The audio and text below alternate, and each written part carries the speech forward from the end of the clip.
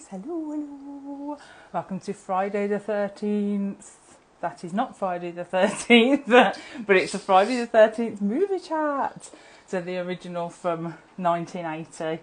And I'm moving house at the moment, so I haven't got my usual bookshelves. I've kind of made up Kev has. What am I saying? Kev's made me like a little makeshift desk for the night. Right, just add everybody in. 1 second. Right, hopefully I've added everyone. Hi everybody, thanks for joining us. Oh, tell me if you can hear the fan because I'm so warm. Oh, it's Jason! Oh my God! That's brilliant! That's so great! And you did it in unison as well. Hi guys!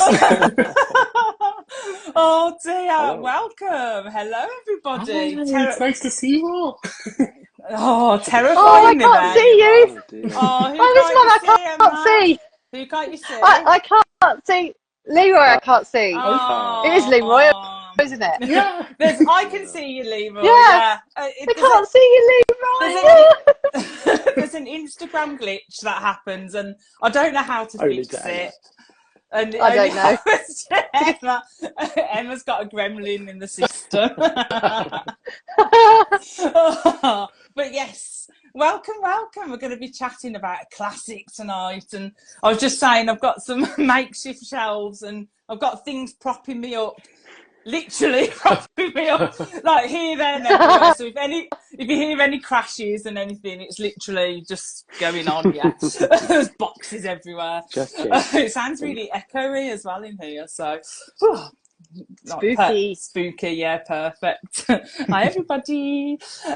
Yeah, so it's not Friday the 13th, is it? But we're still celebrating Friday the 13th, the movie. But I believe there is a Friday the 13th actually in the month next month. So, we're just a bit early. Yeah. And we quite clearly could have gone this month because we're reading The Mummy by Barbara Steiner. So we could have gone for The Mummy, but we sacrificed Brendan Fraser to celebrate Josh's book coming out. Heads will roll. So we thought, so we thought what we'd do is we'd watch a good old slasher set on the camp to go with the theme of Josh's book. So sorry, Brendan Fraser, if you're watching, but we sacrificed you this month for Josh. Oh dear. So tell us a little bit more about Heads Will Roll, Josh. Can you tell us a little bit on the spot? Yeah. Sorry, I should have warned you. Evil Shelley. A digital detox camp in the middle of nowhere, and it's the place that a cancelled sitcom star goes to escape the furore of her scandal. But when she gets to the camp, she discovers that it may be a camp for other cancelled people as well. And there's a killer on the loose who is looking to get rid of them all for good. Ooh, dum dum dum. Ooh. Don't go to camp, kids. Don't go to camp.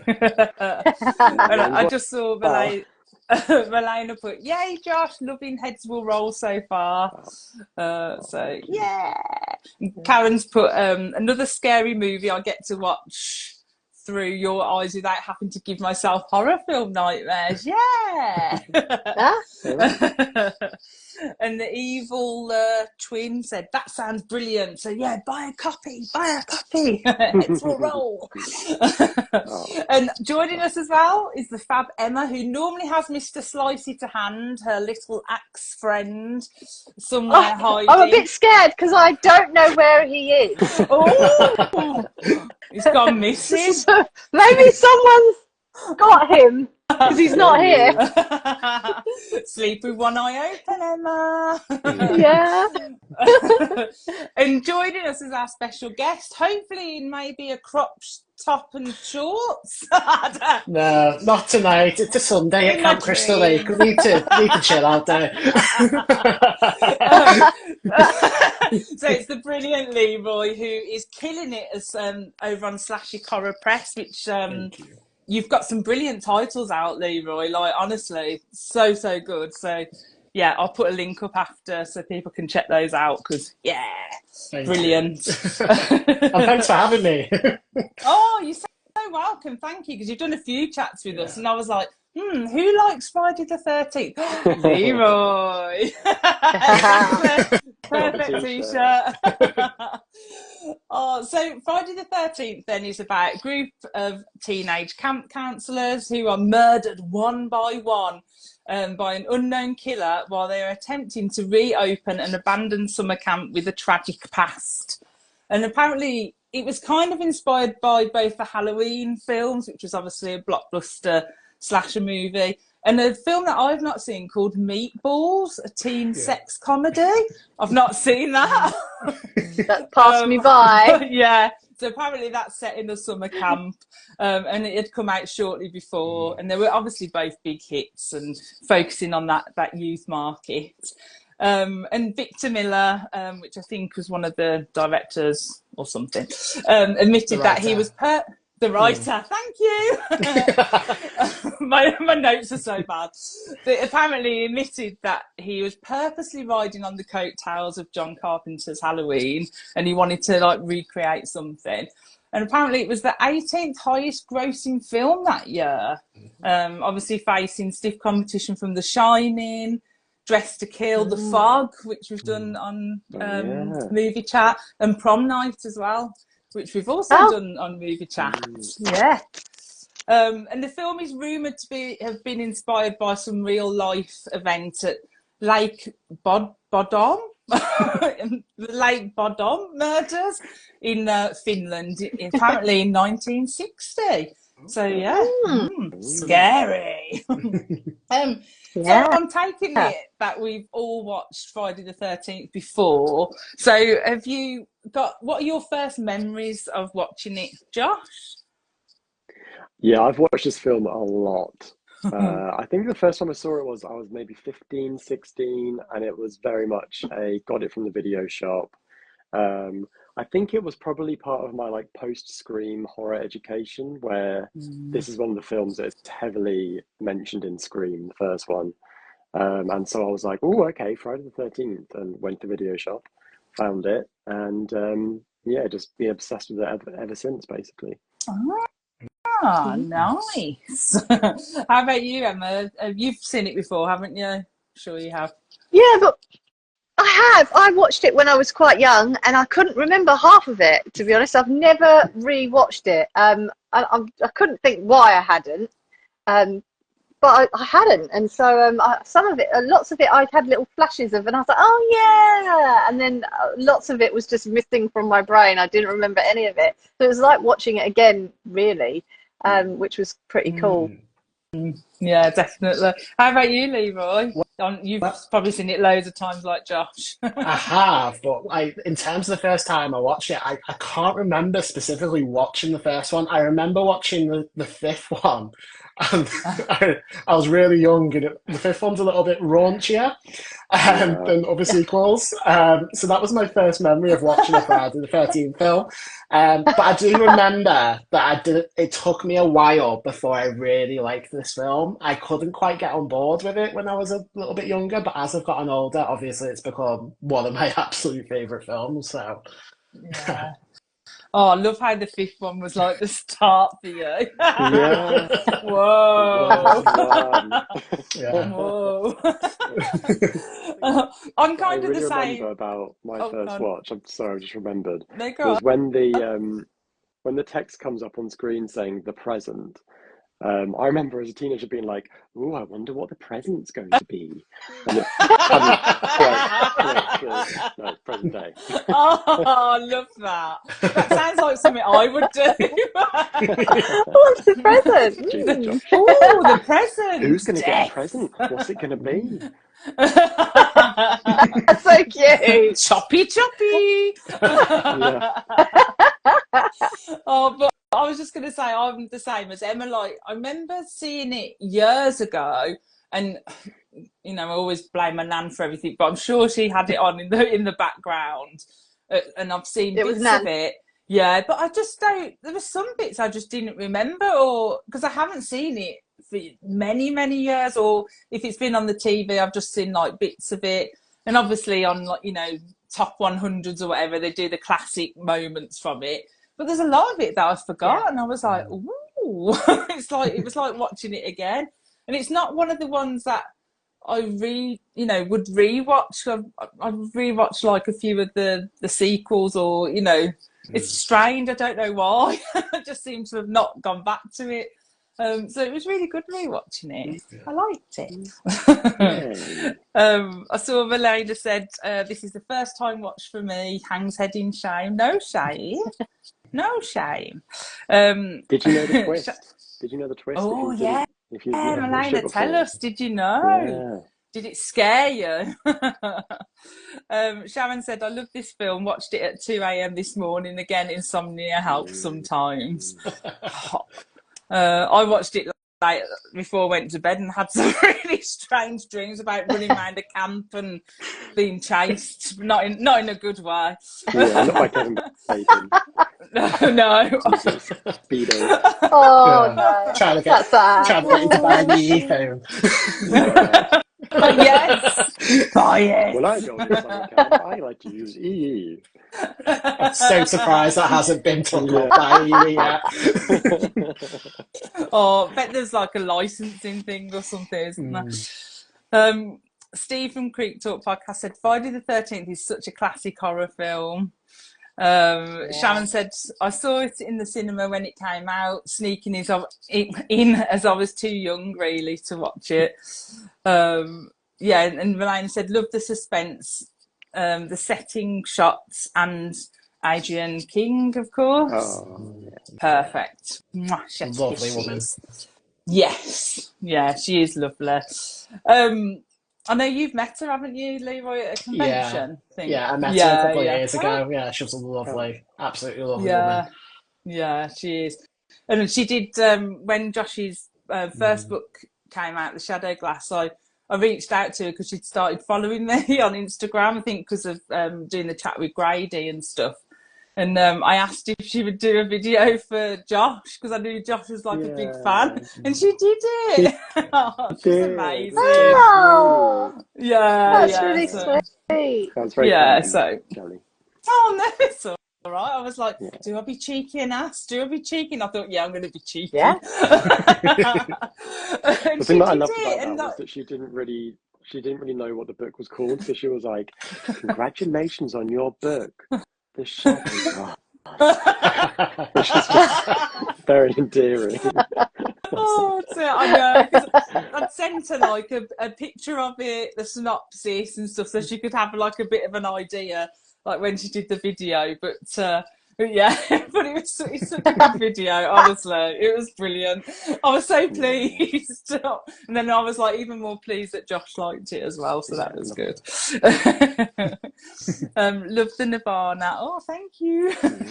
And Friday the 13th t-shirts. Yeah. So we kind of open up the film in 1958 with like two campers kind of getting it on, getting fresh, as they used to say, and then they're obviously brutally murdered. So was this a good setup for the start of the film? Like, if you saw that for the first time, would you know what you was getting yourself into, Leeroy?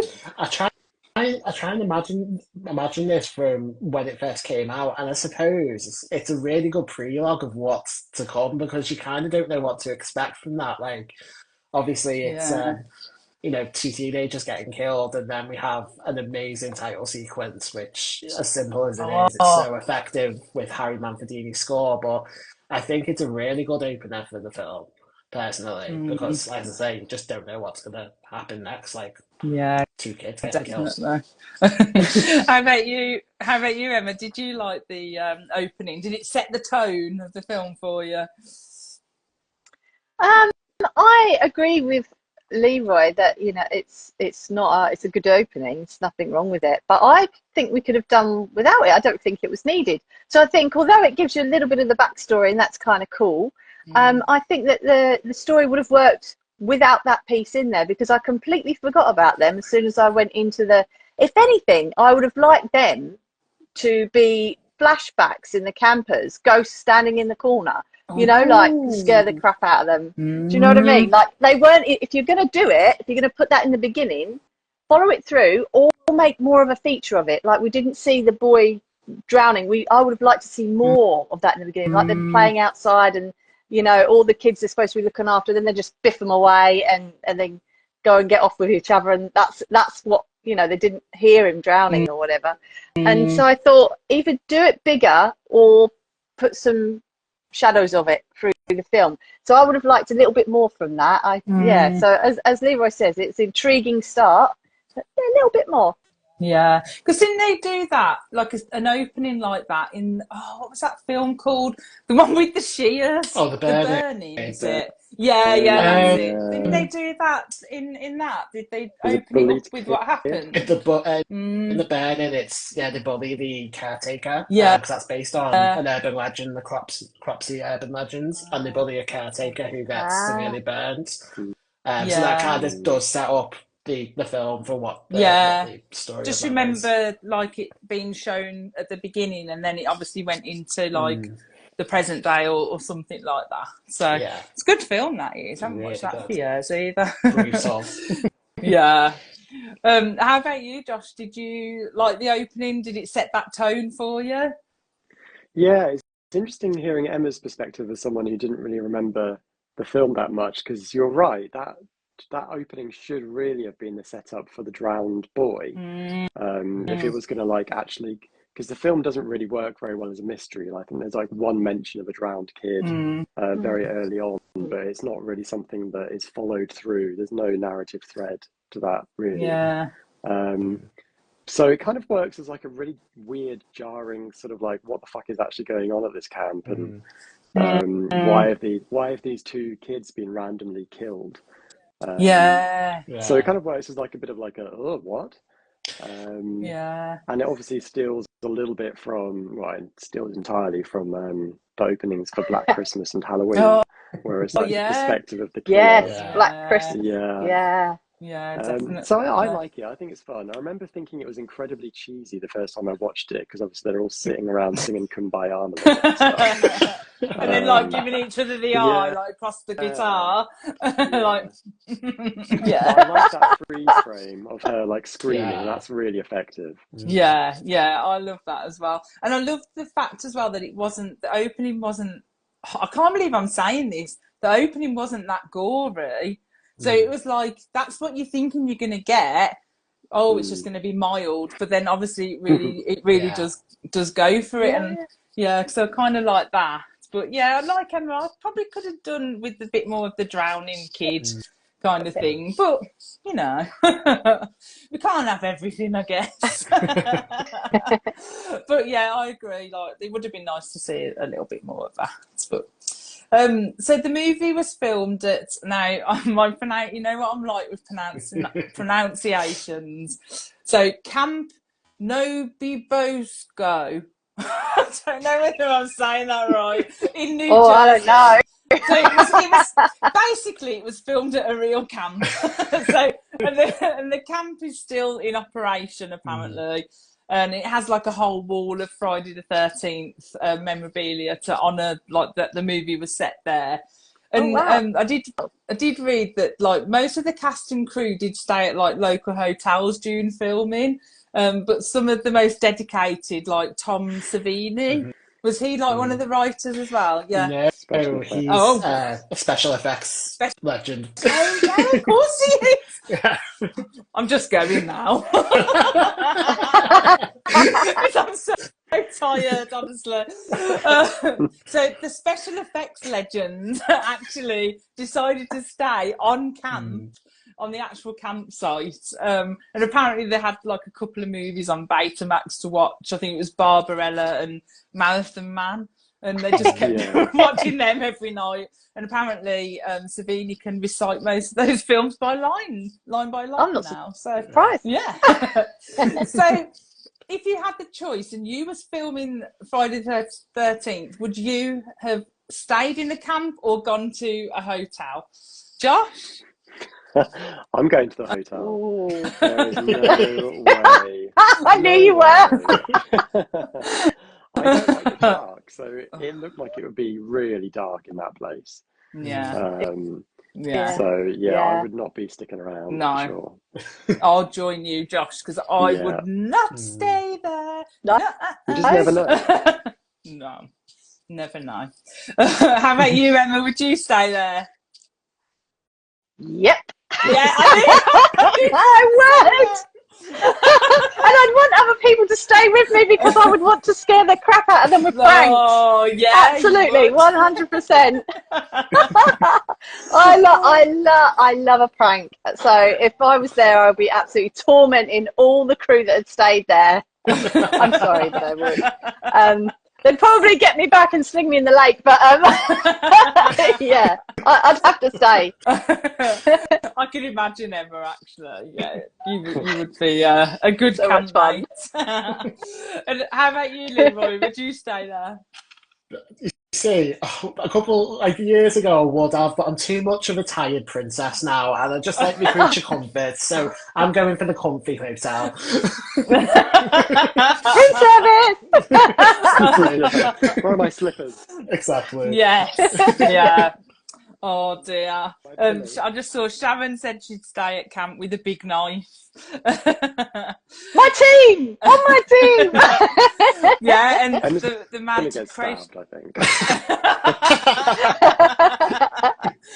The mad crocheter said would have stayed at camp as well. So you've got 3 people, Emma, joining you, and then us 3 are just wimps and are going to go to the hotel. So yeah. Laughing at us when we're screaming our heads off in the cold and rain and you're eating your room service. The worst thing was, like, when I was younger, we used to, I think I've spoke about this before, we had like, it wasn't like a chalet, it was like literally a hut, like in this, by these woods. And like, I was never scared back then. All I was really scared of is that when we went into the woods, my brother would like go and hide and pretend he was like Dick Turpin coming to like kill us and stuff. Like, yeah. But like back then I wasn't scared. But then obviously as I've got older, I've just got scared. So yeah, hotel for me. That's fair. Yeah. Oh dear. Oh, and Creek Talk podcast, Stephen said, I would have stayed at camp. It's the experience of it all. Yeah, that's true. Oh, Sharon said, would creep into the hotel and kill the power. That would be fun. New sequel. I'd be fine. I'd be hugging on to That's very Leeroy and good. Josh. I'd be Yeah. like, save me, Leeroy, save me, Josh. Oh dear. So we're kind of introduced to all of the characters in the present day, and we see them having like downtime and getting ready for camp and for the other people to arrive. And I really liked the classic line, the question that one of them asks that says, if you were a flavour of ice cream, what would it be? So if you was a flavour of ice cream, what would you be, Emma? Right. I'm going to say something Oh no. that may not be known by British people, Oh, but if God. there are any Kiwis out there, they might know what I'm talking about. So there's an ice cream in New Zealand, and don't make it rude, Shelley, I know you're going to. It's called Hokey Pokey, and it's vanilla. It's vanilla ice cream with little balls in it of honeycomb. So And you've Emma done it all wants on a your own. So Emma's a hokey pokey with balls. But not for that reason. Not for that reason, Shelley. But because the vanilla is sweet and then the honeycomb is quite hard. And so sometimes when you're eating it and you get a bit of honeycomb, you don't realise you kind of break your teeth on it also, almost. So I'm very sweet. But if you upset my friends and family, I might smash your teeth. Oh, So, yeah, I like that's that. why I'm hokey pokey. I like that. Fill you with sweetness. Oh, that sounds actually quite yummy, actually. Mm. You'd like it. It's really delicious. So nice. Pokey. Yum yum. Hokey pokey. Pokey. Nice. How about you, Josh? What ice cream would you be? I know this is the most random question we've ever had on a movie chat. I really like banana ice cream, and it's Ooh. quite difficult to find. Like, not many Yeah. places actually do banana ice cream. Yeah. So, yeah, that's what I would go for if I had to Oh. choose. I don't know what that says about me. Like, You I like don't go out much. It's bananas? difficult to find. Yeah. Little balls and bananas. We're not doing well, Josh, are we? I'm having regret asking this now. Having regret. No, oh, I like that. How about you, Leeroy? What ice cream would you be? Cookie dough, soft and sweet. Oh, that's so cute. and I just didn't think of an answer for the question, so I'm trying to think now. But I would be like, I'd probably be like pistachio nuts or something, because nuts. Because you're bonkers, because you're nuts. Yeah, that'll do. I like that. Yeah, that'll do. Yeah. Oh, thank you for amusing me there with that stupid question. I really But want I was ice cream like, now. I know, I was just thinking that. I Got think a I might craving have now. some after the chat. I think I might have some Ben and Jerry's left. Ooh, I'm excited now. Sharon said she would be Rocky Road Chocolate Eruption. Ooh. Oh, yeah. Best ice cream. Oh, okay, I need to try that. And Karen said I'd be strawberry shortcake as it's retro and addicted to cute stuff. Oh, yeah, Karen, I like that. And Stephen said I'd be s'mores flavour ice cream. It's been my go-to recently. Oh, that sounds nice. Oh, that sounds delicious. Oh, God, Yeah. gotta have ice cream now. So apparently Sally Field was originally offered the role of Alice Hardy, which I can't imagine at all, because obviously, like, I just think Mrs. Doubtfire and other films, but like, just can't imagine Sally Field. But but apparently she turned it down. So Adrian King auditioned for the role. So originally she auditioned for Brenda, Marcy, and Annie before being cast as Alice. So was the casting choice for Alice a good choice? I think we know what our answer is going to be. I think Leeroy. 100%. She's brilliant in this. Really brilliant.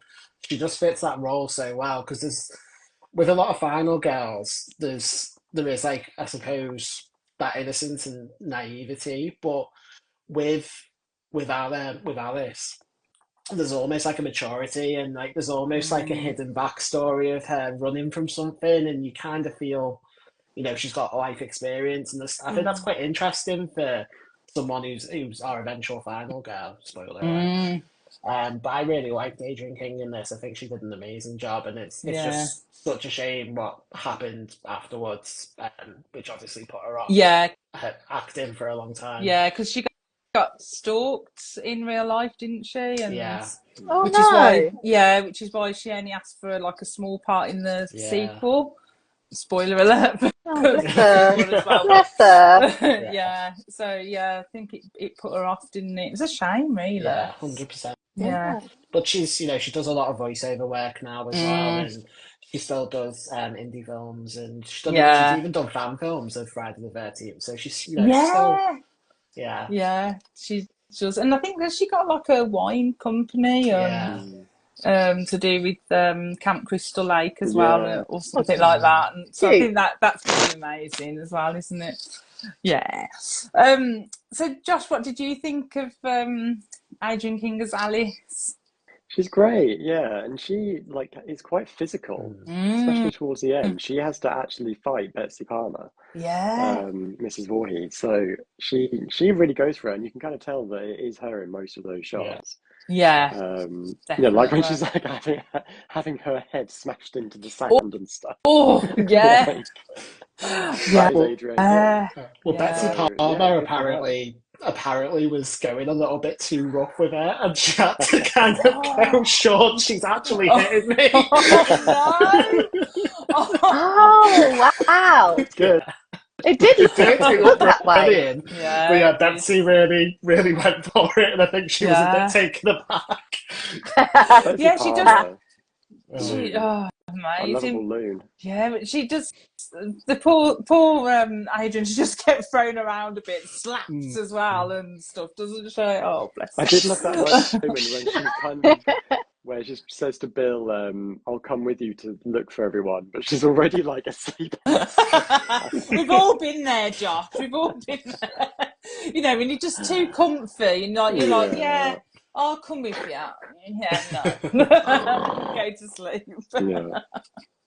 It's like when a few times in the past I've woken up and I've said to Kev, I think there's someone downstairs. Like I've obviously had a dream or something.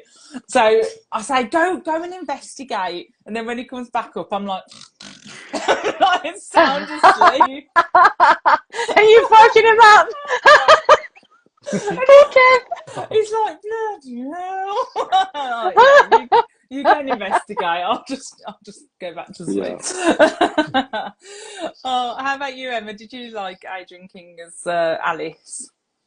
Yeah, I did. I thought she was quite believable as the final girl. I felt like she did everything you would have tried to do to protect yourself. You know, like barricading the door and then finding a weapon. What can I get? What can I get? You know, I need to protect myself. Yeah, and I did make an observation, and maybe I'm wrong, but she was the only one not really in her underwear, apart from swimsuits, obviously. Yeah. Not running around with her nipples out. She was the only one that wasn't really doing that. So I was like, okay. So maybe that added to her maturity, like feeling that she was a bit more mature than the others. She was about. Yeah, I don't know, but she I was thought about that to take her top off in Strip Monopoly, but then she ends she up ends up going to yeah. bed, so she's spared. Yeah. I quite like that the difference, nakedness. though. That's a good difference you pointed out there, Emma. I really did like that contrast, actually. That was good. She might be the one that would survive because she's a little bit more, reserved than the others. Yeah. And this I kind one of totally cemented all those rules for the slasher film, though. And I think Sean S. Cunningham basically looked at Halloween and was like, "What are the rules then? So if you have sex, you die. If you drink, you die. If you smoke weed, you die." So they just threw all of that into Friday the 13th. Yeah. So that's it's a very conscious thing to have her as a bit of a wallflower, I guess.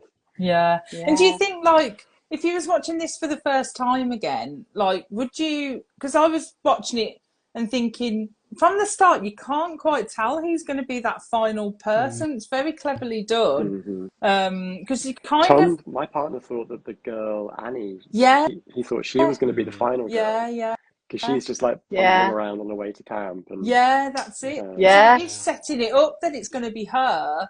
And I kind of like that twist as well, that it was a bit unpredictable. You didn't quite know who it was going to be until obviously everyone else gets killed off. But yeah, I loved Adrian King as well. I thought she was brilliant in this, and then like you say, the amount of she must have had so many bruises from those scenes because, woo! But she was great. Intense. Yeah. So obviously we mentioned Betsy Palmer, who plays Mrs. Voorhees. So Betsy Palmer said that if it wasn't for the fact that she was in desperate need of a new car, she would never have accepted the role of Pamela Voorhees. And in fact, after she read the script, apparently she said the movie was a piece of shit. But over the years, and the writer was however, right next to her when she said that. And she threw the script at him or something. I kind of love that. Like, go Betsy Palmer. Writers are always getting that sort of thing. But apparently over the years, however, like, she has warmed up to the film. So what did you think of Betsy's portrayal as Mrs. Voorhees, Emma? I think she was great. Actually, I really enjoyed her doing that. I liked all the whispering, "Kill him, mummy, kill him." I just thought she was brilliant. Yeah, and she really did give it her all in the fight scene. She really made it believable. Like I was like, yeah, who's going to believe this old woman's done it? You know, who's not going to believe this, middle-aged mom has done this.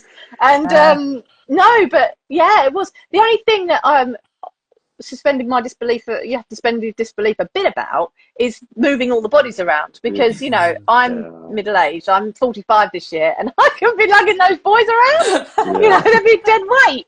So I was just a bit like, how is she moving them around and having them falling down and throwing them through the window? I'm like, wow, this woman's got some muscles on her, but you can't see them because they're Oh no, Oh, Emma, come back. Oh my God. Back. Yeah, Oh, okay. she's back. Were you going to say you couldn't see the muscles because of the jumper? Yeah, because it's summer, but she's got a huge jumper on. I was thinking that. To be fair, it was raining. Well, yeah. It was raining, yeah. It'd still be true. warm. I'd be sweating. I'd be like, fighting like that in a jumper. Well, they purposely padded Betsy Palmer to make her a bit more intimidating and a bit more, I think masculine was the word they used. So I suppose in a way they're trying to create this image that she's a bit stronger than she is. Because Betsy Palmer, she's only a tiny little thing, or was only a tiny little thing. So they did pad her out to make her look the way she did in the film. Yeah. And then obviously poor old Annie from the start just got left in the truck. She didn't deserve being carted off anywhere by Mrs. Voorhees. No posing for her. Yeah, that's it. So what did you think, Leeroy, of her portrayal? Oh, do you know what? 10 out of 10. Iconic. Iconic. And it's kind of like that reverse, the reverse of Psycho in a way, the way that she's, the one who has Jason in her head, so the mother having the child in her head, and I really like that. And I think she pulled it off brilliantly. Yeah. And, she wanted that car. she really wanted that car. So she worked for her money. Oh dear. I hope that after she finished, wrapped up on her scene, she kind of went, check please. Because you could just imagine her doing something like that. I've been up that girl you hired me to beat up, and I want my money.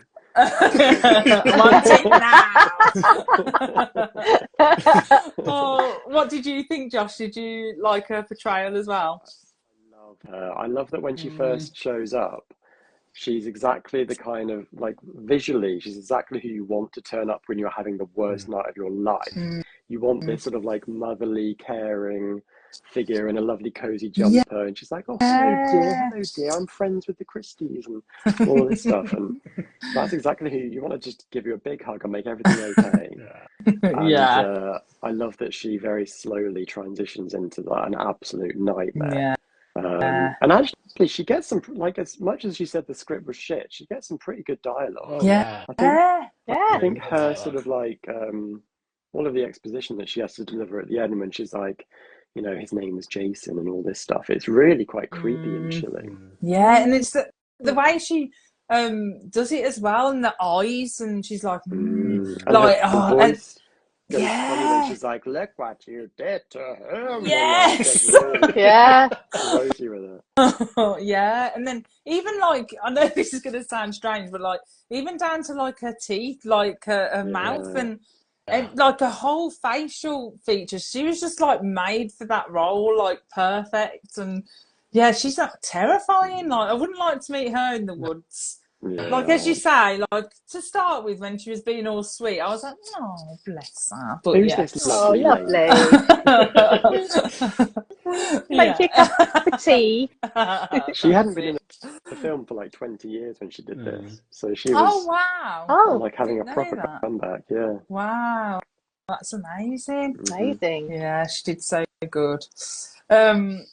Stephen put, wasn't Adrian King attached to the remake on Peacock too? I don't know what happened to all of that. So basically it was in development with Brian Fuller, who did Hannibal and Pushing Daisies, and they even had a table read and everything, and a lot of time went by, and I believe A24 and Peacock were meant to be collaborating on this, and basically it fell through. And it's a gut Oh, punch to Friday the 13th Mm. fans. I mean, there's this whole lawsuit that's been going on between Victor Miller and Sean S. Goodman for Oh years, and the gosh. whole franchise is a mess. And it's just sad. It's just another setback for the franchise, basically, Mm. because um, even the intellectual property adjacent almost separate now, and they're kind of doing their own thing with that. It's a whole Mm. mess. So I do hope Yeah. that we do get it eventually, because apparently A24 is still attached, but they're just going in a new direction. But Mm. we'll see what happens. Oh, fingers crossed. I mean, Yeah. that would be amazing if they could sort that out, that's interesting definitely. to know. Yeah. So did you buy Mrs. Voorhees like reasoning for all the killings? Like, do you think her reasoning was justified? Is that the right word? Like, justified to be doing it? Are you condoning murder, Mel? But I just thought, like, for a backstory, like, I didn't find it. Some of the backstories can be a bit lame sometimes, you know what I mean? But I actually thought her backstory and reasonings, I thought was pretty solid. And I was like, yeah, I get why she's killing all these people. What did you think, Josh? Think she's got reasons to kill? Yeah, I think it's very archetypal. Mm. Like woman scorned and sort of going mad with grief, all of those Yeah. cliches. I think it taps into quite a strong emotional reason that you can really understand. Yeah. And you can understand, she blames the counsellors entirely for the death of her son. Mm. So yeah, that is completely, you can empathise with that, but you can't Mm. really empathise or sympathise with how she's chosen to deal with how Mm. she feels about those counsellors. Yeah. Um, No, so definitely. yeah, it's sort of, yeah, There's me, like, yeah, she's they didn't justified. care. How about you, Emma? Did you buy the whole backstory and things like that? Well, I thought there was a few holes in that because one, it was 20 years ago, so how old was she when she had this kid? Two, I mean, she wouldn't have been much older than the campers, probably, would she? If she'd had that Yeah. boy then? I mean, 58. think about him. Oh, How old yeah. is he? 10? So how old was she? She was just a baby herself when she had the child, it would have been. Yeah. And then when he reappears out of the lake, he's just a boy, and I'm like, well, he would be a fully grown man at this point. So I was like, Yeah. that's inconsistent as well. And then also, why is she killing people 20 years later when it reopens again? I understand, like, she wasn't caught back then, okay, for killing the campers back then, but I understand her saying, like, I don't want it to happen to another child, but she wasn't really saying that. She was just saying, I want revenge for my boy. Yeah. I would have liked it if the kids that reopened it were some of the kids that were there originally in was it the 50s? If the ones that came back to the camp were their children and they were trying to, somehow heal themselves by sending their kids to the camp. Everything's okay. This is not going to happen again. We can't just let it lay dormant. It's part of our, childhood, part of our village or whatever. And we're going to, and then she was killing the descendants because how dare you when my kid's not alive? Yeah. So I would have liked so a good. little more development in that backstory so that it was watertight, Yeah, no, definitely. And then obviously as well, you don't know how many people in 1958 that she did end up killing. You just presume, No, you know, it was just and the two. her sons died and they're sitting there singing Kumbaya. That's going to tip anyone over the edge, really, isn't it? But wait 20 years to start killing again. I'm like, where has she been? What's she doing? I'd like to her backstory. What has she been doing for 20 years to still be so pissed off? Yeah, that would be so cool. How about you, Leroy? Did you think her reasons were valid? I mean, I agree with Emma on this a little bit, but this is where it ties in nicely to the Crystal Lake series that was going to happen, because this was kind of going to answer those questions. Oh no! So that's what the shame of it is, really. But yeah, no, I can see the point of, you've lost a child and you just, you get a screw loose. And it I suppose in a way, Pamela, Mrs. Voorhees, is almost like that psycho biddy trope that you see in films Mm. where, you do have you do have sympathy for them, but then the things that they do afterwards is kind of unjustified. Yeah. Almost like Baby Jane from Whatever Happened to Baby Jane. But but on the flip side, it's kind of like, there's probably a few plot holes. We haven't seen the whole story. We don't know whether it was an accident or whether there's a lot of things, especially at this point in the franchise. Anyway, obviously, other sequels, tidbits get passed around, but I'm kind of 50-50. Yeah. Oh, what a shame. We need that series to happen, definitely. Yeah. Oh, please make it happen. The Mad Crocheter said that's a solid reason. So backstory. Yeah, it is. Yeah, definitely.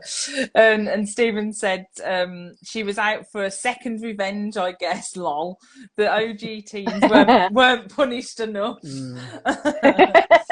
Yeah. Oh dear. So there was quite a few gory So were those kills. two counsellors the ones that... Because she only killed those two counsellors in 58, but none of the other counsellors. Well, so were they the ones that were there when So we're led to believe. maybe they were like the head. Sometimes you get like the head camp counsellors, don't you? So maybe they were like the head people, so they should have known better, should have been in charge. Yeah. They had it coming. Definitely. So there's quite a few gory kills in this, which I love. So did you have a favourite kill, Josh? Yes, I have two, but I'm going to try and choose one. I guess the one that freaked me out was the axe.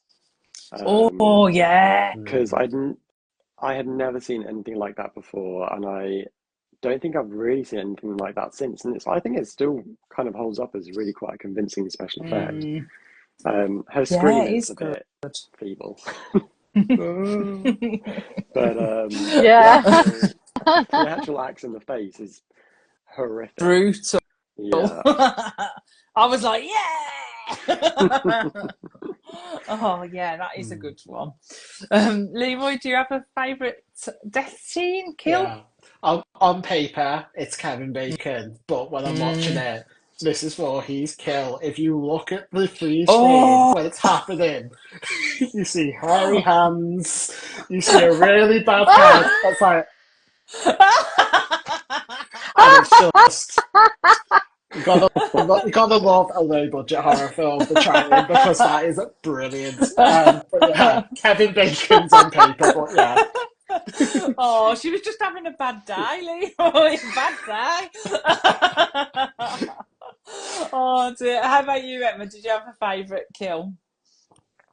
Well, like Josh, I like axe to the head. Anything axe to the head or chop your head off or whatever with an axe is great, isn't it? But I think the opening, because it was kind of lame.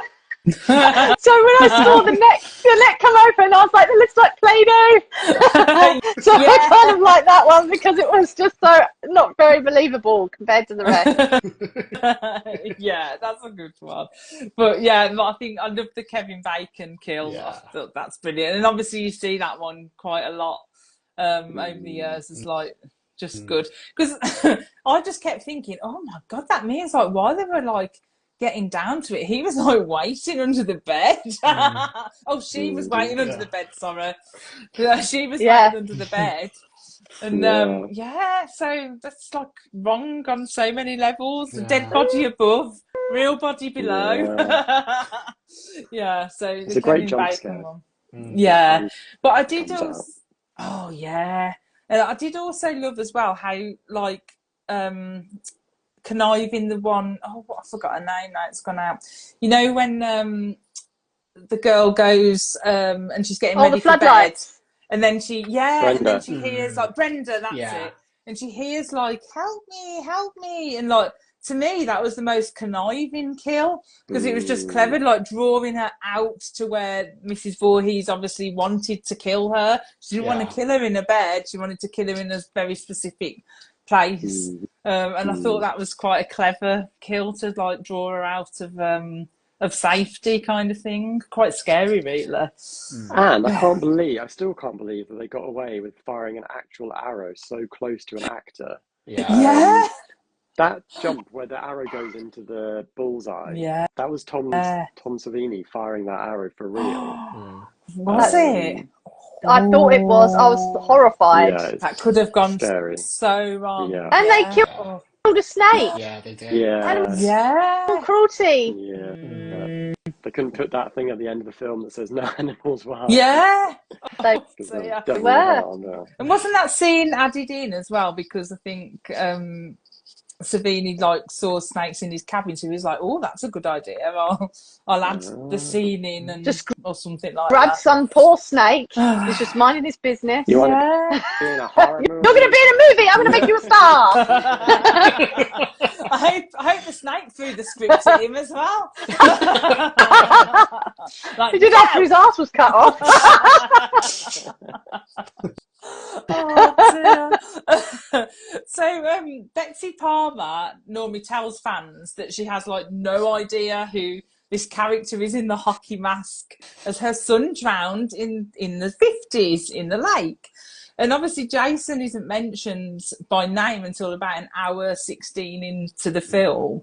And obviously Jason is such like a prolific fictional villain that we've come to know and like has become a huge part of the franchise. So it's unusual that he doesn't appear in the first film. So what are your thoughts on this, that this happened? I'm really interested to hear what you think. Like, he doesn't appear in the first film, but he's such a huge part of horror franchises now. Josh? Oh, the mythology doesn't make any sense. Like they threw in that scare at the end because they wanted to have a jump scare at the end, the boy coming out of the boat. And it's like they've admitted it's basically just Carrie. You know, when Carrie's hand comes out of the grave, it's basically just that, but with a kid in the boat. Yeah, it doesn't make any sense. It's just a way of continuing the franchise, I guess. It's just I'm very happy. amazing. Jason, but Yeah. It's just amazing to me, like that. It's nothing to do with the first film. Like, it just blows my mind a little bit. What do you think, Leeroy? I mean, that's the thing. I think now, obviously, you can't think of Friday the 13th without thinking of Jason. Yeah. And, you know, it's just riding on the coattails of the slasher sequel. You know, after this, obviously, came Halloween 2, and then there was other slasher sequels, and that was kind of like the norm then. And Friday the 13th just kept going consecutively year after year. And, you know, he's a brilliant character in the sense of, you know, he's a great slasher villain, but ultimately he was a born product of just making money out of the name of the film. Yeah.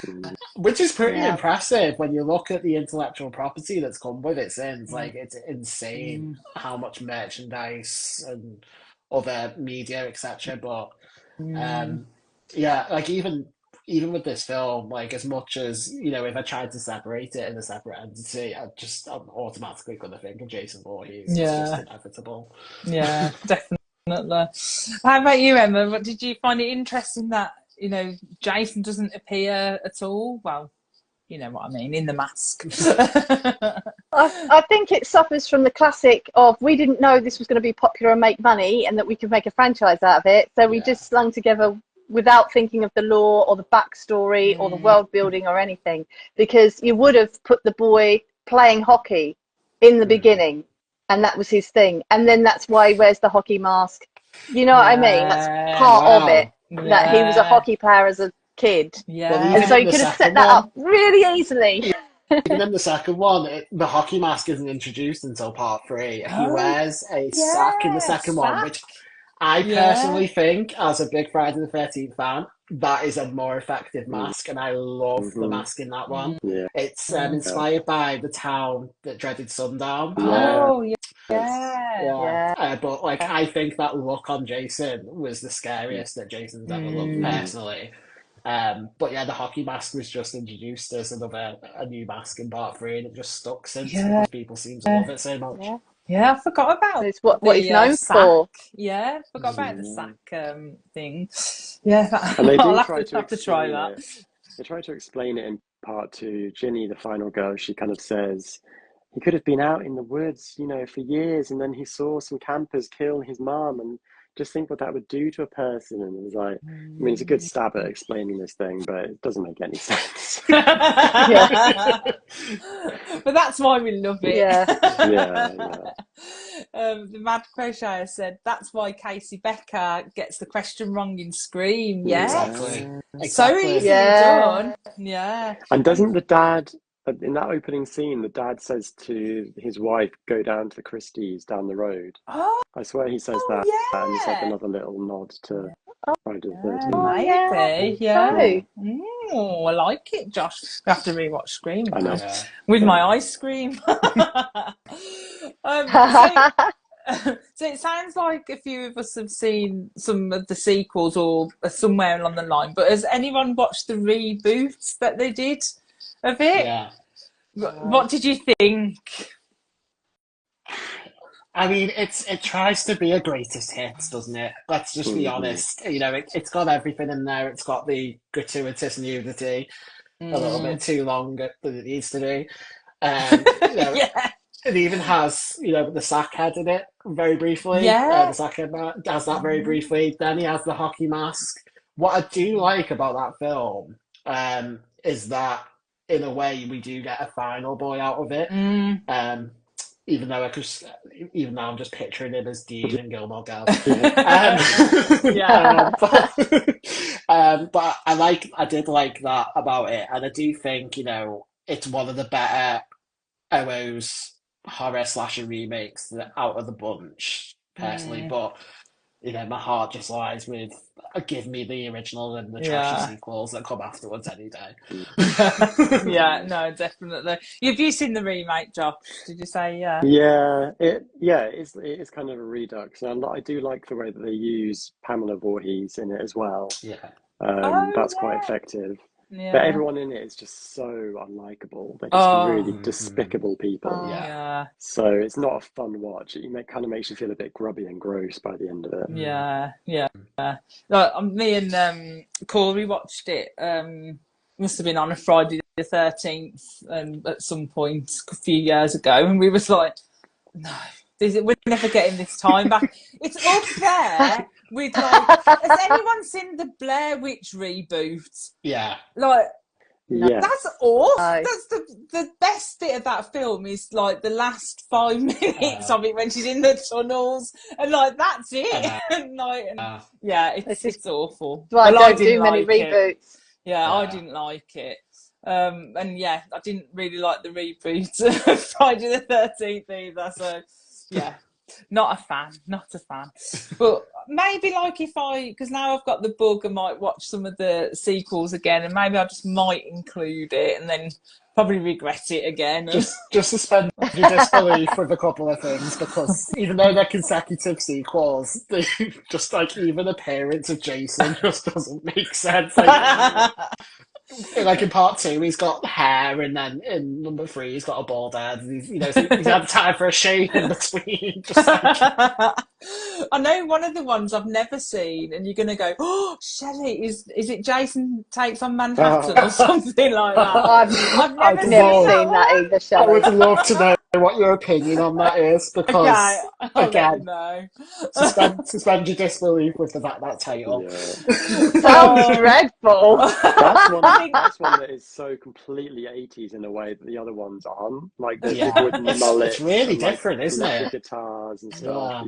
And I think I'd seen a clip of it, and I thought, no, I've got to watch this. And I think he's walking down the street and kicks some bin or something next to this gang of people. And I'm like, this looks like a Shelley film. I'm gonna have to give it a watch. Oh dear. So they do say that Friday the 13th franchise is up there as one of the supreme franchises. But do you agree with that, or do you have another favourite franchise, Emma? I do not agree with that. It's up there with the best franchises, obviously.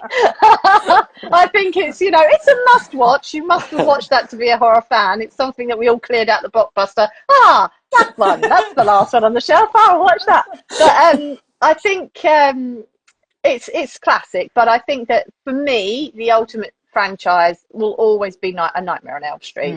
Yeah. That was my favourite. I just feel that all of them, almost all of them, bring something different each time. Yeah, and it's, you know, the lore is good. It's solid from the start. So yeah. Yeah, definitely. How about you, Josh? Do you have a favourite franchise?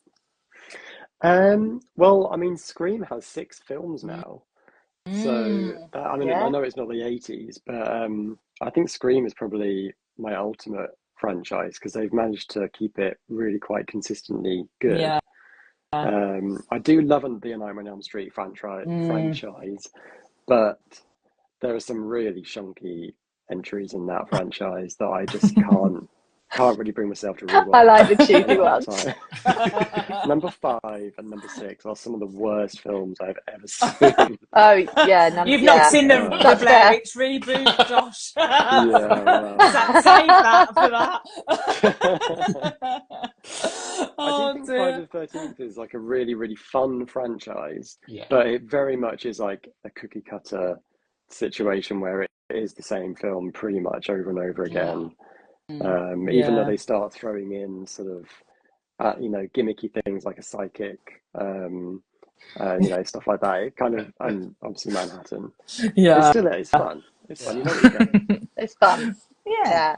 How about you, Leeroy? Is Friday the 13th your favourite, or have you got other favourite franchise? I mean, this is the thing. I agree with Josh. Like, it is a formulaic franchise. Let's face facts. It's basically a rehash of what happened in the previous film, but different. And then eventually, like, you know, they add zombie Jason, and then like Jason versus Carrie, more or less. Yeah.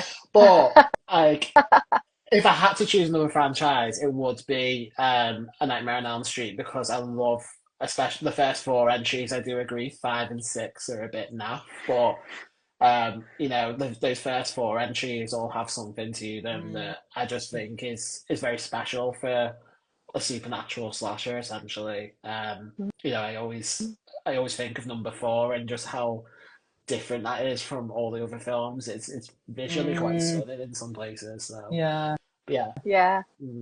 And those were always the films that scared me when I was younger. Was the Nightmare on Elm Street? Like, you know, even now, like, I know we I can't speak. We watched it. God, that's a bit of a tongue twister, you know, for a film chat we did, and even like watching it then, it gave me all those feelings, like the first Nightmare on Elm Street that I had back when I first saw it. So it's definitely a franchise that stuck with me over time, definitely. And Scream as well, and that. Yeah, Scream is great. I'm not saying this is like superior to those, but I did recently rewatch all of the Final Destination films, and they are pretty good. Except for is it number 4? 4 is really not very good. The NASCAR one. Yeah. That I think I only did 2 of those. Poor. Oh, but yeah, 4 is a bit. But then they did pull it back on number 5. I thought number 5 was brilliant. And I can't remember which one it is, 4 or 5, but there's a brilliant swimming pool death. I think that's 4. Is it not?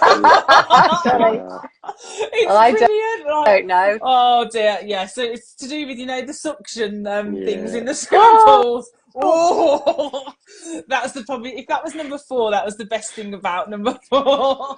But yeah, you could skip number 4 really. It doesn't really add any value. But watching them back to back, like I was like, oh, these are like. I knew the first one was always good, but I actually thought, that is actually a pretty good franchise. I'm excited for the new one now. I've rewatched them. So, and just, you know, a final question, because I know we're a bit over time, but I just saw that Stephen put, I love Leeroy's knowledge of the series as well, the Friday the 13th. I am a big geek for it. I can't help it. I love it so much for all of its faults. Oh, see, this is why I had Leeroy on as the guest. It's been brilliant. And Creek Talk Podcast said 4, 6 and 7 are really fun. I presume that's Friday the 13th. Yeah. Ones. Karen said Jason Takes on Manhattan sounds like Five Goes West reboot. Yeah. Only Karen. Yeah, Karen, watch it. Creek Talk Podcast said I'm with Emma. I'm a Fredhead.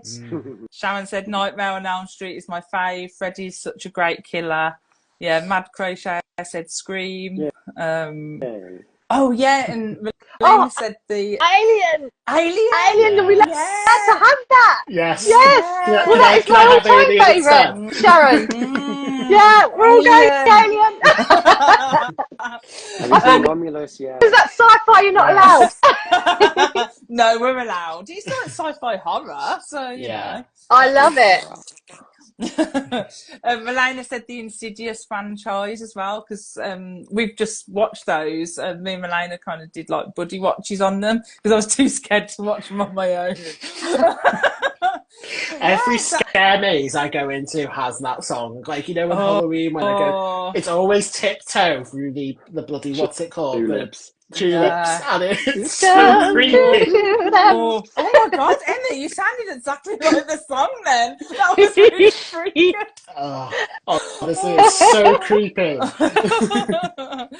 Oh dear. And Sharon said Final Destination 4 is to suck out the intestines in the swimming pool. So maybe it's worth a watch for that. But just as a really final question then, so to celebrate Josh's book coming out, out now, sorry, correct. Out now. Out now. What are some of your favourite horrors set on camps? So I can think of a few, but I wasn't 100% sure. So Josh? Final Girls, the 2015 sort of comedy slasher. Yeah. We did watch it. I love that. Didn't we? Yeah, we did it for movie chat. Yeah, we did watch it. Yeah. Got that was so brilliant. His favourite, isn't it? Oh, I love it. Oh, yeah. And it's come on, man. I haven't mentioned him for a while, you know, Adam Devine. Oh, him. But yeah, it's got him in, and I love that whole oven glove scene in that. It's brilliant. And the big showdown with the lightning strikes and stuff is very cool. Oh, yeah. Fun. Love that. How about you, Emma? Have you got any favourite camp horror? Not camp horror. Horror sound. Yeah, I do. Camps. Actually, a recent run.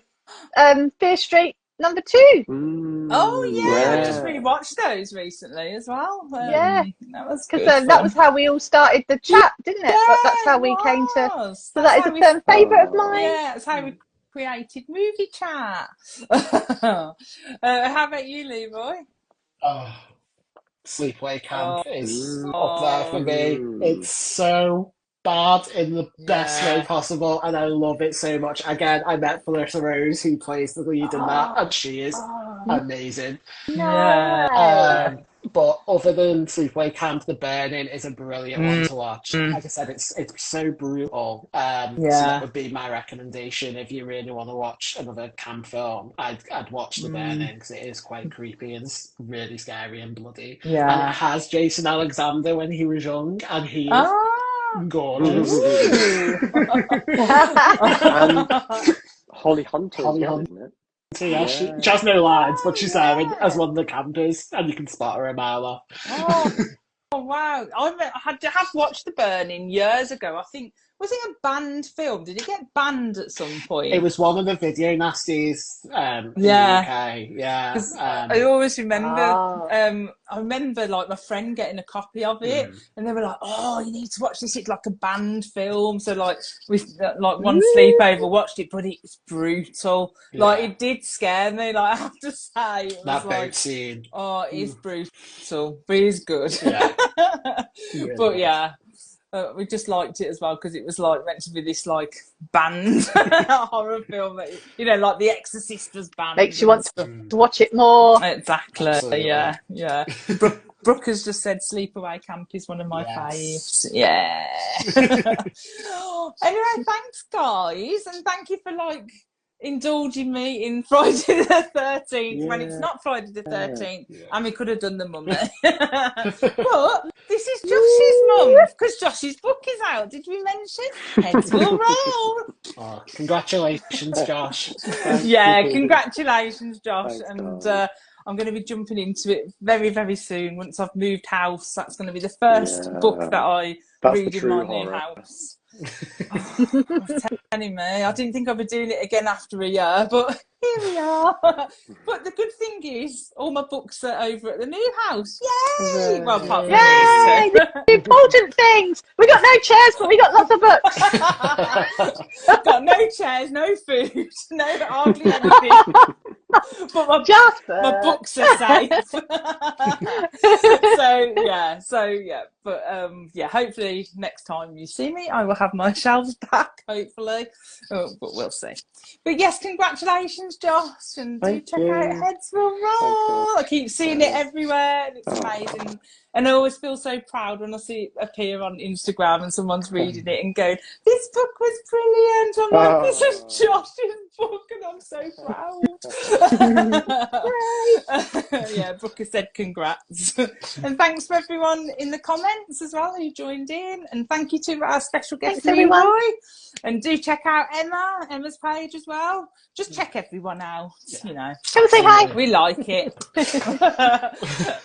Thanks a lot, guys. Thanks, guys. See you later. Bye. Bye. Sleep tight. Have